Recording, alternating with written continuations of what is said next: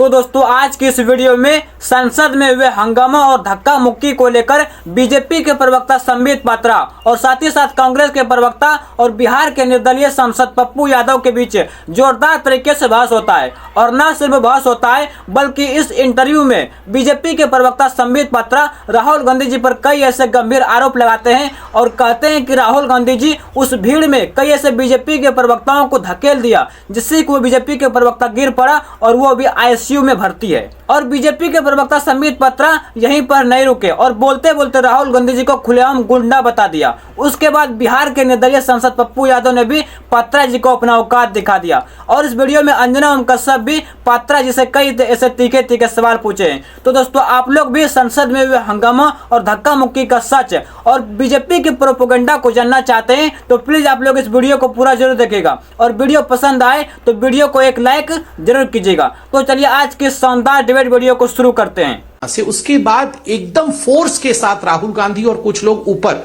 वो कोडोन रास्ते में नहीं गए, सिक्योरिटी के बोलने के बाद भी नहीं गए और धक्का मारते हुए वो अंदर घुसे। इससे कई लोग गिरना शुरू हुए। कोई एक दो लोग नहीं गिरे हैं, 6 लोग, कम से कम 5 या 6 लोग गिरे हैं। मैं भी लड़खड़ाया मगर मैंने अपने बगल वाले, और मुझे याद है हमारे हर्ष मल्होत्रा जी जो दिल्ली के मंत्री हैं वो मेरे आगे खड़े थे, मैंने उनके कंधे को पकड़ लिया तो मैं स्थिर हो गया। मगर मैंने देखा कि मेरे आगे पीछे भी 3 लोग गिरे हुए थे, ऊपर भी 3 लोग गिरे हुए थे। उस समय मारा था हड़बड़ा।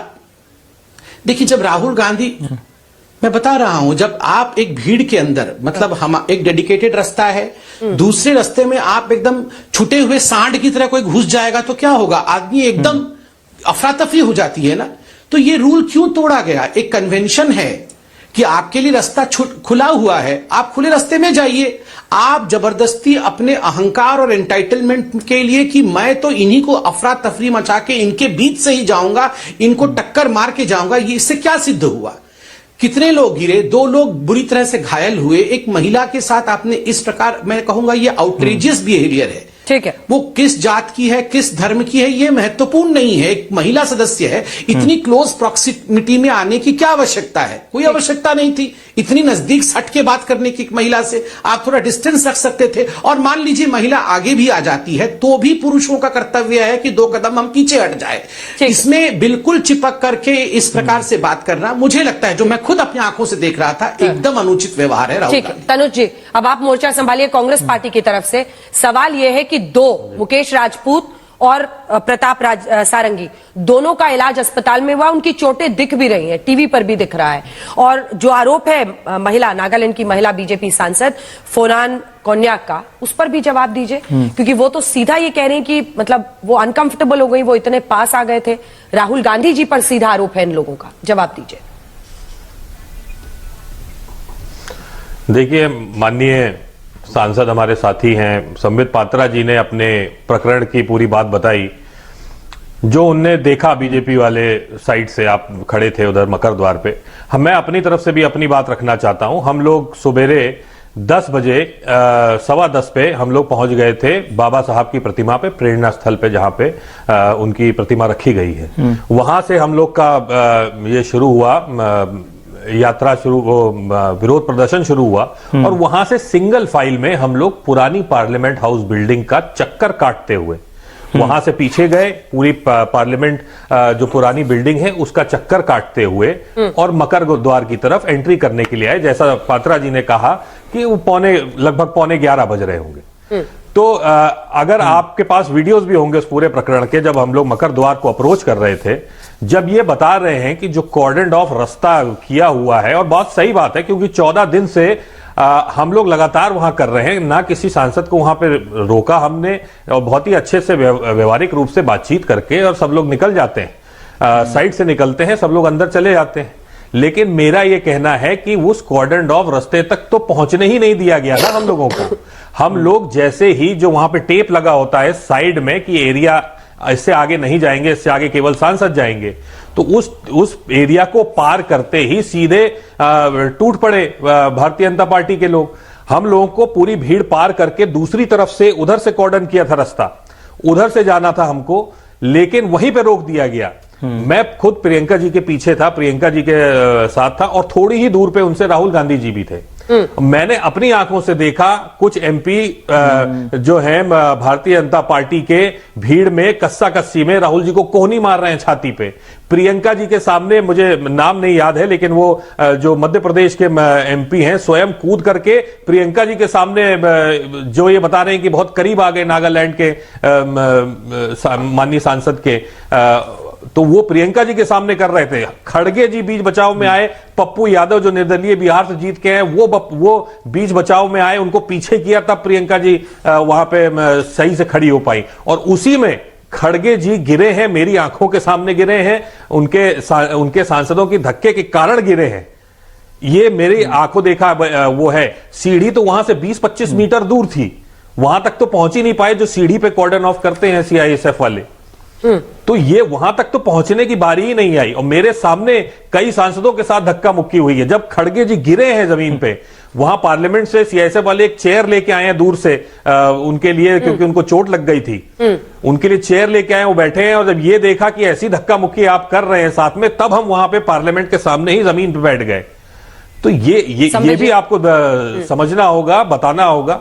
अब बाकी जो महिला सांसद कह रही हैं, देखिए हम प्रजातंत्र के मानने वाले लोग हैं, अहिंसक लोग हैं, कभी भी हमने हिंसा का वो नहीं किया है। और राहुल गांधी जी के ऊपर तो ऐसा गंभीर आरोप बिल्कुल सरासर झूठ है मेरे मानने में। लेकिन अगर उनको लगता है कि कुछ हुई है तो हम जांच के लिए भी तैयार हैं। हम कोई संसद भवन में उन्होंने माननीय चेयरमैन साहब को राज्यसभा के उन्होंने दिया है, वो जांच कर ले पूरे प्रकरण की, निकलेगा कुछ नहीं। मुद्दे की बात ये है कि जो 14-15 दिन से जो जी एक क्लैरिफिकेशन बस चाह रही थी आपसे कि मुद्दे की बात यह है कि जो नागालैंड की महिला बीजेपी सांसद हैं फानोन कोन्याक, क्या उनके साथ आमना सामना हुआ था राहुल जी का? क्या कोई हीटेड मतलब कुछ ऐसी स्थिति थी, आमना सामना हुआ था? मैं दूसरी तरफ था, प्रियंका गांधी जी के साथ था, उनके पीछे था। राहुल गांधी जी थोड़ा सा आगे निकल गए थे, लेकिन भीड़ इतनी थी, इतनी ज्यादा वहां पे हसल हो रही थी, इतनी ज्यादा धक्का मुक्की हो रही थी कि वहां पे कोई भी हो सकता है, कोई साफ क्लियर था नहीं वहां पे। ठीक है, अब दोनों के आरोप दर्शकों ने सुन लिए हैं, कैसे? पहली बात, ये तो बहुत ताकतवर आदमी है, मोदी से बड़ा ताकतवर तो कोई नहीं है। और अमित शाह जी से, ये इस देश के सबसे ताकतवर, और इससे आप इसको कहिए एक बात कि ये वो वीडियो राहुल गांधी जी का दुनिया को दिखा। अभी तक ये वीडियो राहुल गांधी जी का दुनिया तक नहीं दिखा पाए कि राहुल गांधी जी कहाँ हैं, राहुल गांधी जी किसको धक्का दिए, राहुल गांधी जी किस रास्ते से गए। अब मैं आपको बता रहा हूँ। दूसरी बात, अभी जो उत्तर प्रदेश के एमपी ने जो बात कही कि राहुल गांधी जी मेरे आगे थे और मैं पीछे था, मेरे पीछे कोई और था, उसके पीछे कोई और था, उसने धक्का दी तो हमको पिछले से धक्का लगा तो हम गिरने से बच गए, गिरते गिरते हम ये हो गए। तीसरी तरफ सारंगी जी के बारे में जानिए, सारंगी जी का आप उठा के वीडियो मांगिए कि सारंगी जी गिरे हैं तो कहाँ गिरे हैं और किस परिस्थिति में गिरे हैं। हम राहुल गांधी जी को कहने गए, सदन के भीतर राहुल गांधी जी 4 आदमी के साथ कर, मैं दौड़ के राहुल जी को कहने गया कि राहुल जी आप अर्जेंट बाहर आए, क्योंकि स्थिति पे काबू हो रहा है, आप दूसरे रास्ते से हम लोग को निकल जाना चाहिए। वहां बैठना पड़ा, मेरे सामने खड़गे जी को धक्का दिया गया, सीपीएम के एमपी को गिरा दिया गया मेरे सामने। तब मुझे लगा कि ये प्रियंका गांधी जी को भी धक्का देंगे, ये उन्हें भी ना चोट लगा जाए महिला सांसद को। तब हम वहां आगे आए और आगे आकर के मैंने उनको रोका कि भैया अब आप यहीं रहो, प्रियंका जी बैठ गई है, आगे मत। पप्पू जी थोड़ा सा कैमरा उठा लीजिए, थोड़ा सा ना आपका मतलब चेहरा ठीक से नहीं आ रहा है। लेकिन ये बताइए कि एक वीडियो में, चूंकि आप दिख रहे हैं उस वीडियो में, आ रही हूँ समझिए, एक छोटा सा बस क्लैरिफिकेशन उनसे, हाँ थोड़ा सा ऊपर पकड़ लीजिए। पप्पू यादव जी आप दिख रहे हैं वहां पर, राहुल गांधी जी वहां पर वापस क्यों आए थे? क्योंकि वो उधर थे और वो वापस आए वहां पर देखने के लिए। राहुल गांधी जी मेरे सामने में जाके उनसे हालचाल पूछ रहे हैं कि भैया कैसे हुआ, क्या क्यों हो गया। और उतने पे निशिकांत कहते हैं, है राहुल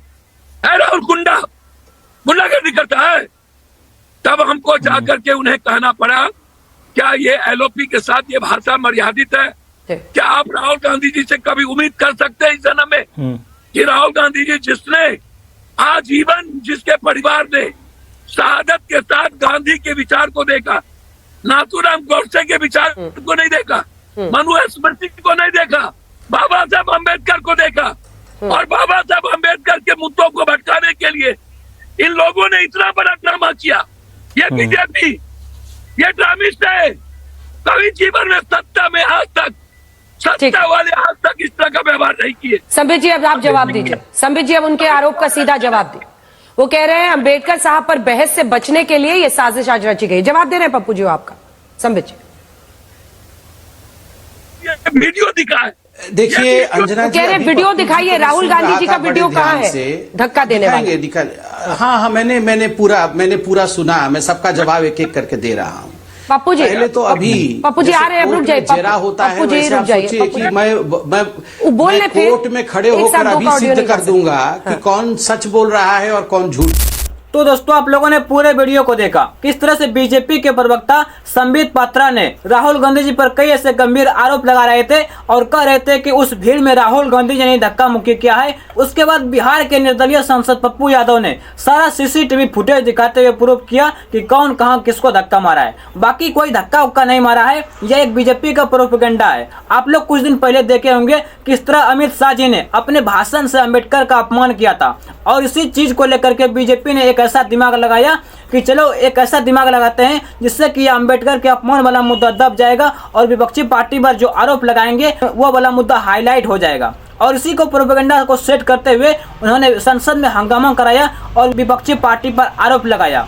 और ये बीजेपी का प्रोपेगेंडा शुरू से रहा है कि जब उस पर कोई एलिगेशन लगता है, जब उस पर कोई आरोप लगता है तो वो लोग ऐसा प्रोपेगेंडा सेट करते हैं और विपक्षी पार्टी को बदनाम करने की कोशिश करते हैं। बाकी अब आप लोग इसके बारे में क्या सोचते हैं अपना राय कमेंट में बताएं और ऐसा ही इंटरेस्टिंग वीडियो देखने के लिए आप लोग हमारे चैनल को सब्सक्राइब करें। मिलते हैं अगले वीडियो में, तब तक के लिए जय हिंद, वंदे मातरम।